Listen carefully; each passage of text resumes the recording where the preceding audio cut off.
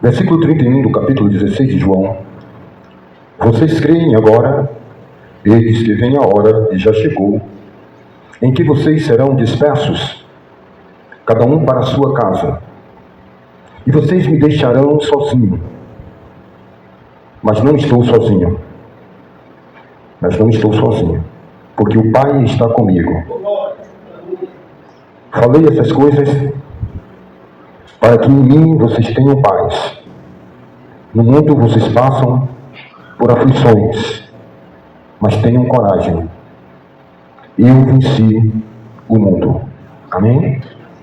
Meus amados irmãos, quando nós fazemos a leitura da palavra de Deus, nós precisamos compreender o momento em que aquela palavra foi dirigida. Qual o momento que compõe o cenário, os aspectos espirituais, os aspectos físicos, humanamente falando. O que está como pano de fundo. Então aquela palavra ela é trazida com um determinado objetivo. É assim a nossa vida. Quando nós vamos ao médico, ele vai diagnosticar uma ferida, o grau dessa ferida, quantos dias essa ferida está ali, naquele corpo, naquele pé, na perna, qual foi o instrumento que fez aquele corte, se foi um arranhão de pedra, se foi um impacto de uma queda, se foi um corte de um instrumento de metal, para compreender se ali há uma bactéria que pode causar o tétano, se há uma gangrena, uma bactéria causada por algum arranhão de um animal, um gato, um cachorro, e ali ele poder aplicar a palavra, o medicamento apropriado para a restauração e o estabelecimento ao modo natural como antes era. Toda palavra, ela não volta vazia quando ela vem da boca de Deus. Mas como seria isso, a palavra vinda da boca de Deus? Quando a palavra ela vem na instrumentalidade do Espírito Santo na vida do vaso que vai transmiti-la. A embasa, ela transmite água da pedra do cavalo às nossas casas. Alguém poderia fazer uma embasa não original. Ele poderia fazer uma encanação paralela e trazer uma água lá de cachoeirinha não tratada ou mal tratada e uma embasa falsa. E conduzir essa água à nossa casa, dando aqui um exemplo, porque temos exemplos de roupas falsificadas e outras coisas mais. Mas o que eu quero dizer com isso? Que também há canos. O que é que conduz a água da pedra do cavalo às nossas residências? São os canos. Instrumento de transportar a água por debaixo da terra. Conduítes, canos. E muitas vezes, quando a gente vai buscar uma água na cacimba, em um poço, a gente leva cântaros, vasos. E esses vasos podem também, esses conduítes, não ser autenticados por Deus. A embasa é autenticada pelo governo para trazer água, transmitir água para nossos lares. Se posso usar essa palavra, transmitir, trazer, conduzir a água. Existem muitos vasos, existem muitos canos por aí que não têm a autenticidade, a vaticinação de Deus, ou seja, não é a palavra que sai da boca de Deus. Eu posso trazer uma palavra dentro da instrumentalidade, dentro do meu conhecimento empírico, do meu conhecimento intelectual, teológico, eu posso trazer uma palavra. E você muitas vezes vem com uma necessidade de sal e eu, de mim mesmo, falo a palavra de Deus, prego a palavra de Deus, mas trazendo algo que eu achei bom, gostoso, bom, doce para os irmãos. E você pode entrar naquele ambiente, ouvir a palavra de Deus que eu estou transmitindo, porém não ser trazida pelo Espírito Santo. Então essa palavra que eu preguei, ainda que seja a palavra de Deus, fora do contexto, fora do cenário, fora do momento que a pessoa está precisando ouvir, se torna uma palavra que não vem da boca de Deus. E por não vir da boca de Deus, ela volta vazia. Ela vai voltar vazia. Ela não vai ter retorno, feedback. Ela bate e volta. É um eco. É tipo cheque borrachudo, bate e volta. Então Deus ele quer encontrar em nós ressonância, feedback, retorno. Essa palavra ela vai ser aplicada para uma determinada ferida, para um determinado alimento, para uma determinada cura. Não sei, sabe ele que enviou a palavra, a necessidade de cada um de nós. Então ele não tem uma bênção, porque as nossas necessidades não são iguais. Ele tem bênçãos para cada um. Se você senta em uma mesa, em um banquete, existe feijão, feijoada, você vai pegar o alimento que se enquadra com a necessidade do momento. Nesse texto que nós lemos, nós precisamos compreender então o momento em que Jesus ele traz essa palavra, esse ponto de fusão. Nós precisamos ter um termômetro para compreender o tempo de fusão da água. São 100 graus Celsius. Ela não passa disso. Você pode botar o fogo, aumentar o fogo, mas o ponto de ebulição da água, da evaporação, é 100 graus. Ela não atinge 110 graus, 120 graus, porque quando atinge 100 graus, ela começa a evaporar. O tempo da fundição do ferro é 1000 graus. O do vidro, o do ferro, 800 graus. O do cobre, 700 graus. Do alumínio, 400 graus. Eu estou aqui trazendo escalas de referências não precisas, mas dando um exemplo.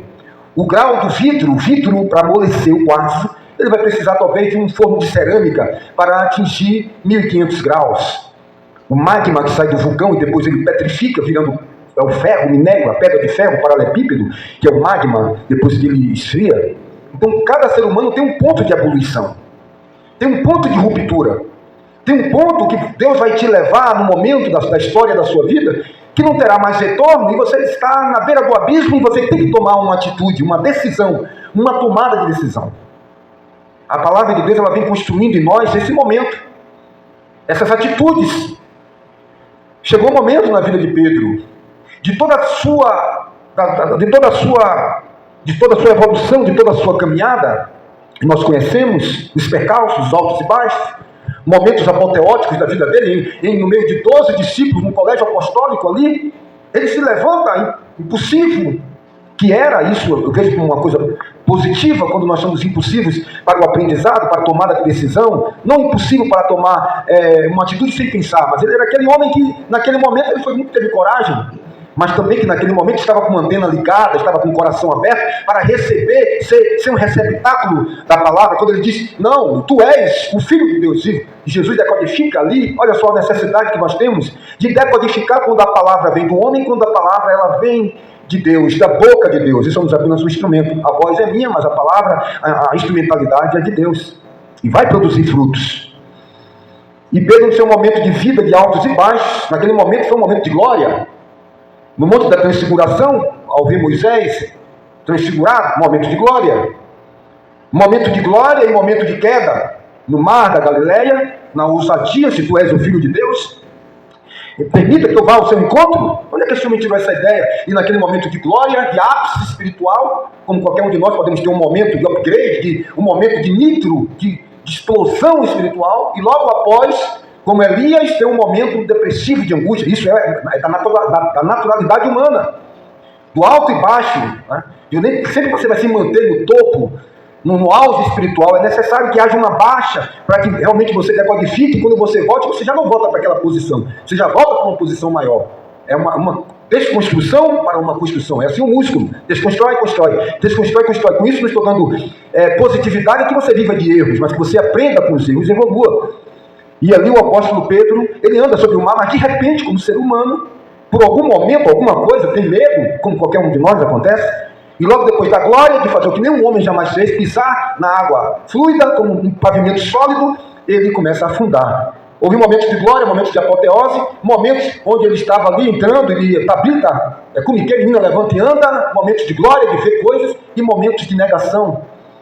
Momentos de cumprimento daquilo que ele diz ser, onde ele puxa uma espada, tenta dividir no meio a cabeça de um soldado, arranca uma orelha, e ali, momento de glória, calma, segura. Está vendo, Jesus, que eu vou mesmo, eu me mato aqui por você, eu sou verdadeiro. Mas que lá adiante ele vai compreender que tem coisa dentro dele, nem mesmo ele sabe, ele nega. E aí o momento também do ponto de fusão, quando ele está perdido no caminho, ali, compreender que tem momentos de glória, momentos de derrota, e Jesus vai ao encontro dele, e ele diz, agora não tem volta, não tem retorno. Atingiu 1000 graus, o ouro derreteu, está em ponto guso, em ponto de fluidez, e agora ele vai ser água para tomar um formato. Pedro, tu me amas? E ali ele, amo, tu me amas? Amo, tu me amas? Então ele lembra que é um ser caível, é um ser que nem sempre vai poder estar 100% humanamente falando, até que o nosso corpo seja transformado, na nossa carne não habita bem algum, enquanto estivermos aqui sobre essa terra, nesse corpo físico, estamos sujeitos a erros e acertos, a altos e baixos, a serotonina, a hormônios. E ali Pedro compreendendo que ali agora chegou um ponto de fusão, Pedro, não dá mais para você assumir um posicionamento de você mesmo. E então ele disse, Senhor, tu sabes, aqui agora começa, então aqui agora a coisa está certa. E nessa palavra que o Senhor Jesus, ele traz naquele momento, compreendemos o plano de fundo, ele diz: olha, vocês vão voltar para casa.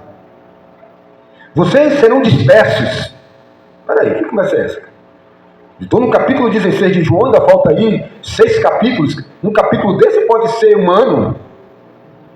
Se 6 capítulos de uma história, eu ainda vou para a oração sacerdotal, ele ainda vai me ensinar o Pai Nosso, ele ainda vai ser preso, ele vai interceder na oração sacerdotal por todos aqueles que vão seguir a ele.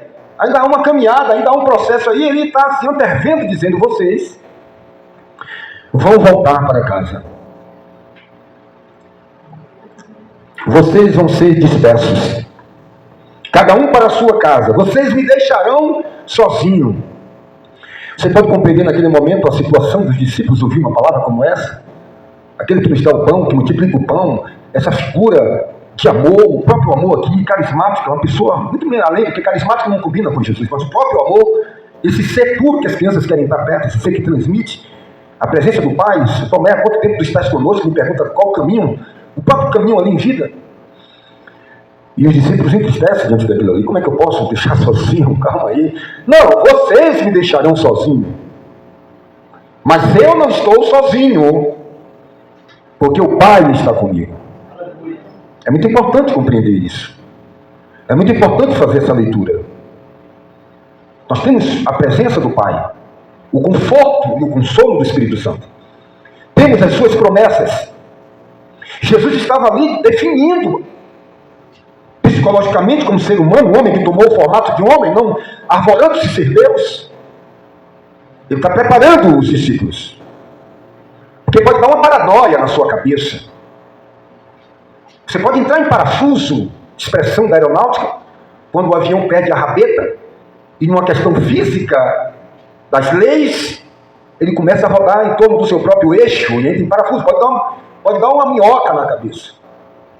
Então eu vou delinear aqui a sua vida dizendo que vocês vão ser dispersos. Não por vontade de vocês. Alguém vai dispensar a multidão. Momentos psicológicos, momentos nervais, momentos em que a panela vai estar aquecida, perto de chegar ao ponto de ebulição, ponto de fusão, ponto de solda ali que derreteu e colou no outro. Deus nos convida e nos conduz para essa fusão. Eu e o Pai somos um. Quem estiver em mim está no Pai. Ele quer esse momento de entranhar. Mas há um processo, há uma caminhada. E ele vai ali dando os toques, vai preparando os detalhes da mesa, os talheres, o copo, a mesa em seus devidos lugares.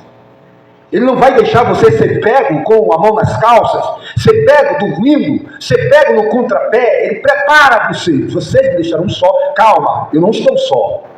Fiquem tranquilos quando vocês estiverem em suas casas. É um processo, é uma caminhada. É preciso que isso aconteça. Os irmãos vão para a casa de vocês. Olha que bom que vocês têm uma casa. O Filho do Homem não tem onde reclinar a cabeça. Vocês têm um retorno, vocês têm uma escolha. E vocês vão ter essa escolha, e vocês vão escolher voltar para casa. Lá na frente vai ter a hora em que a chaleira vai ferver, e você vai ter que tomar a decisão. Vocês vão voltar a pescar, a luta vai bater forte, você vai parar em um determinado momento. Mas eu ainda vou continuar jogando lenha, aquecendo a fornalha, para que atinja os 100 graus, onde você evapore a água, volte para as nuvens, volte para mim, quem viu a chuva. Em um determinado momento ele vai aparecer na beira da praia. O que é que vocês estão fazendo aí? Agora começou? Não tem mais ponto de retorno, de volta. Se não nascer de novo, não tem parte comigo, Nicodemos. Ali foi o ponto de evolução daquele homem. E Jesus então prepara. Ele arma o seu coração. Ele solidifica a sua vida. E ele diz: vocês vão para casa, vão me deixar sozinhos. Não se preocupem. O Pai está comigo. Isso é suficiente. O Pai é todo poderoso. O Pai é soberano. O Pai tem sua vontade. Pode ficar tranquilo. E aí ele diz: falei essas coisas para vocês.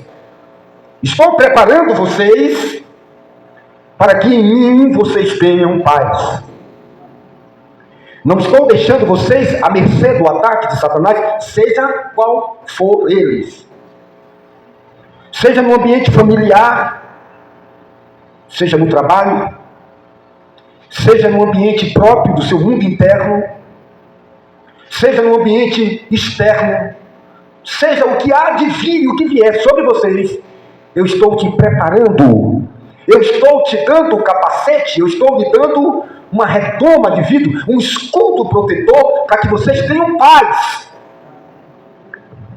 Talvez essa paz aqui, no original, tenha um significado de que você esteja sólido, para que você seja concreto, para que você tenha convicção, para que você não titubeie.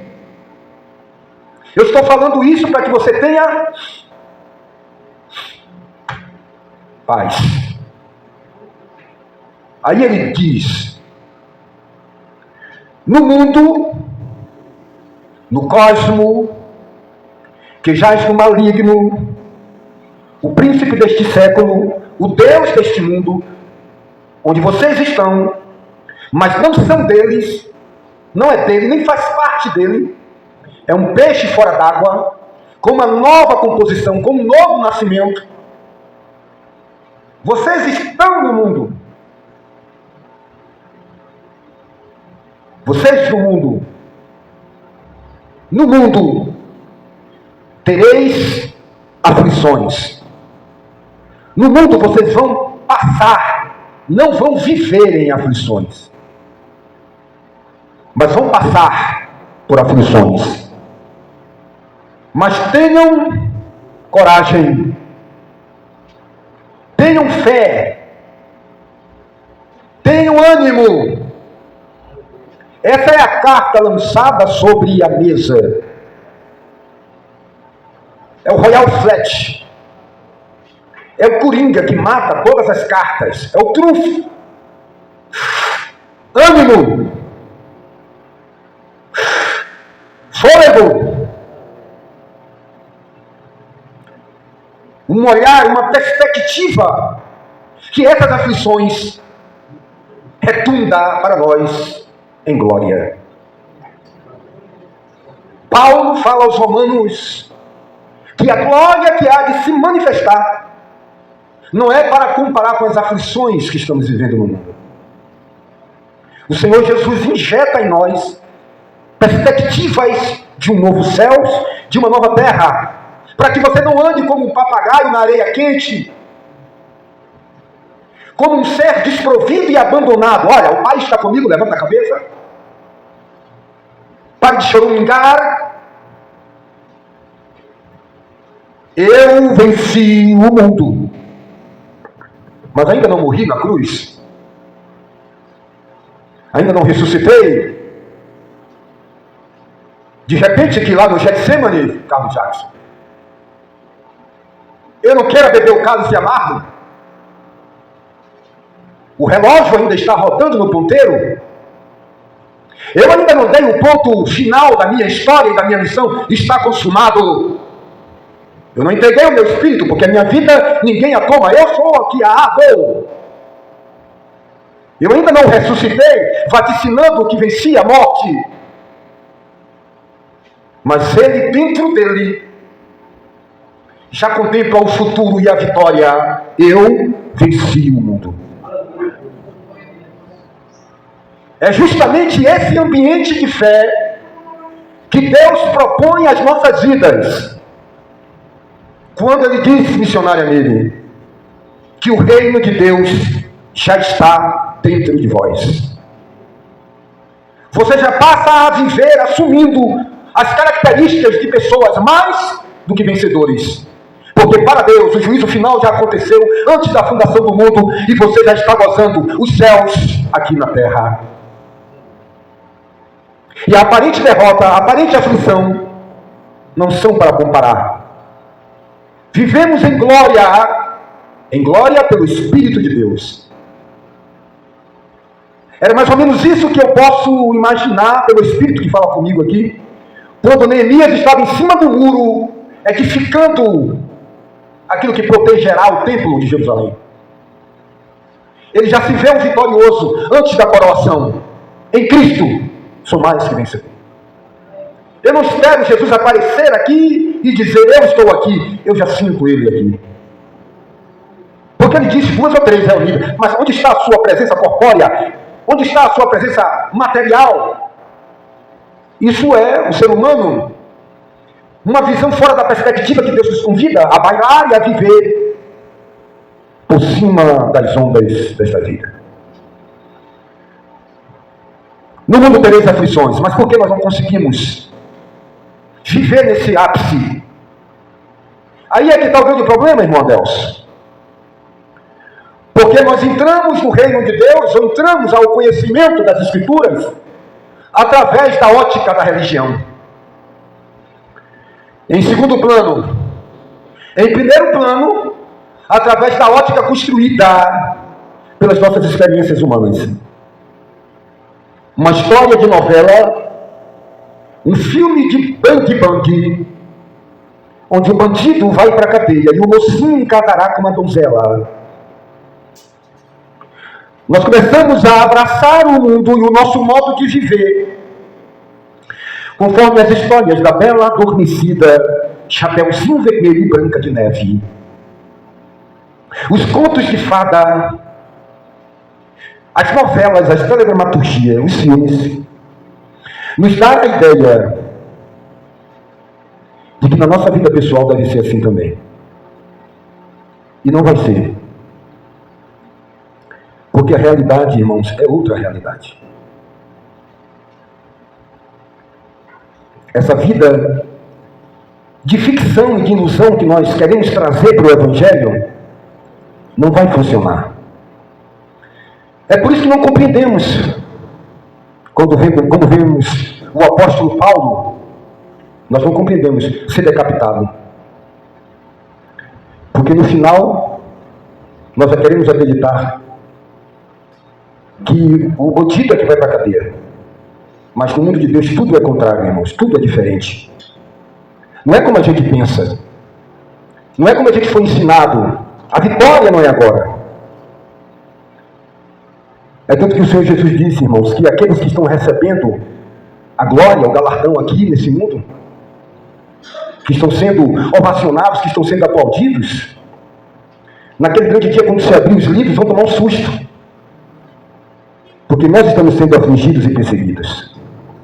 Então, quando Cristo diz, eu venci o mundo, Ele está dizendo para você que você é mais do que vencedor. No mundo tereis aflições, mas eu venci o mundo. Quem é que vence o mundo? A vossa fé vence o mundo. Que nós possamos, irmãos, fazer essa leitura de pano de fundo. Que nós possamos compreender que aqui seremos perseguidos. E sabe o que acontece, irmão Delcio? A forma natural e imperceptível de nós impelirmos aquelas pessoas que nos trazem a realidade. Existem pessoas que começam a tirar as escamas dos nossos olhos. E nós começamos a ter raiva dela. Porque ela está nos trazendo verdades. Ela está nos tirando dessa ilusão gostosa e maravilhosa que você quer viver. Cada vez que você ouve um profeta, que você ouve um pregador, que você ouve seu pai trazendo a realidade dura da vida, de forma dissimulada você não percebe, mas você começa a ter raiva. E de alguma forma você começa a esperar que ele caia, para comprovar que ele está errado. E que tudo aquilo é uma fábula, uma invencionice. E você tem atos terroristas. Você falta ao culto, você falta a oração, você falta a comunhão. E você começa a boicotar a Deus com a sua ausência. Porque é demais para você essa realidade. É duro. As escamas dos olhos. Duro é contra ti recalcitrar contra os meus aguilhões. Essa semana eu vinha caminhando na rua. E conversando com Deus de bicicleta na altura ali do Vitória. E eu pensando da ostra e da pérola. A areia cai dentro da pérola, da ostra. e começa a machucar a ostra. Ui, ai! Areia, que nem um carocinho de goiaba no buraco do dente. Talvez muitos já tenham essa experiência de adolescente. Oi, que dor, tira, pega um pedacinho, espinho, tira. Oi, meu Deus, que alívio. E a ostra, o que é que ela faz? Vai jogando leite. Ela cria uma substância leitosa que vai envolvendo a areia, conhecemos como amálgama. A madrepérola, e vai jogando sobre aquela areia, vai jogando sobre a areia, vai jogando sobre a areia, e aquele grão de areia vai engrossando, engordando e vira pérola. Tem uma outra interpretação para isso também, disse Jesus comigo. E Jesus disse assim: meu filho, não devemos jogar o leite sobre o que nos fura, porque é esses furos que faz com que a gente não viva na nossa zona de conforto. A ostra não quer furos. A ostra quer continuar na sua zona de conforto, mas a areia está ali, a palavra está ali, o pastor está ali, o pregador está ali, o profeta está ali. E você vem andando no meio da rua e você vê ele e você grita: já me achastes, inimigo meu? E Elias olha para Acabe e diz: eu sou teu inimigo? Não seria você o seu próprio inimigo? Temos essa condição impulsionada pela sociedade de tentar compreender à luz da historinha que Durango Kid só existe no gibi. Mas você quer esse modo operante na sua vida. Tudo tem que estar bem. Se eu sou próspero, se eu tenho Deus, o meu carro tem que ser o top das galáxias. A minha casa tem que ser a top das galáxias. A minha piscina tem que ser com botas infinitas. E aí você vai permeando a sua vida com a teologia da prosperidade, com as influências capitalistas de uma sociedade odierna que me diz que o rico tem que sentar na primeira cadeira e o pobre no chão. E aí o que é que acontece com os senhores e conosco? Entra em parafuso. Foge dos reclames do ponto de evolução. Do ponto de não há retorno. Porque quando há retorno, você cria o retorno, aí fica aí esse ser problemático, procurando justificativas para validar a vida que você quer viver. Foi o outro. Quando não, procura uma desgraça maior na vida do outro para autenticar o seu meio quilo de desgraça, de pecado. Não, eu traí minha esposa só com uma mulher. Aquele ali já está no 10º adultério. Vai para o inferno todo adultério, você e ele. Mas como se pudesse, é por isso que todo mundo, os sites de fofoca estão aumentando cada vez mais, porque isso dá uma sensação de que você é melhor sem precisar mudar. Nós tiramos o braço da seringa e fugimos do ponto de evolução, da aflição que Deus, o próprio Deus, permitiu para nos conduzir. Pedro, tu me amas? Agora daqui para frente, Pedro. É uma reconstrução. Ponte de pé, falarei contigo. Eu te amo. Na terceira ele lembra de tudo. Sou incaível, preciso da graça, da misericórdia. Tu sabes, tu é contigo, tu é comigo, eu sou contigo. O comando é teu. Muito bem. A partir daqui agora, pastorei minhas ovelhas. Fundiu. O ferro de 1000 amperes atingiu a temperatura que derreteu a solda e sobrou. E você se tornou um com o Pai. Compreendeu? No mundo tereis aflições, mas eu venci o mundo. Tende o quê? Coragem. Bom ânimo. 10 horas e 25 minutos eu quero orar pela sua vida. Tende bom ânimo. Agora eu te pergunto, Deus te enganou ou você entrou enganado? Deus te enganou ou você não quer compreender? Então quando você estiver entrando em desespero, pergunte a Deus: o que é que tu está querendo trazer aqui para a minha casa? O que é que eu não estou compreendendo? Para que degrau, para que andar tu quer me levar? Os problemas são diversos. As dificuldades são diversas. Mas você não pode parar aqui agora. Ô Elias, o meu anjo está aí na porta, sai da caverna. Tem quantos dias que você não come, cara? Ele vai preparar uma refeição aí, o suficiente para você chegar onde você tem que chegar. Tu vai andar 40 dias aí com esse alimento. Até o dia que eu vou lhe arrebatar. Quando tem algumas coisitas para fazer. Vai lá consagrar a viúva aí, outras coisas mais, outros detalhes. E é isso aí que o Senhor quer que você venha compreender. Dentro de suas limitações e dentro do plano que Ele tem para você. Quem mais perdoou, quem mais amou, mais galardões terá. Amém? Eu quero orar pela sua vida, ponha sua mão sobre o seu coração e você é mais do que vencedor.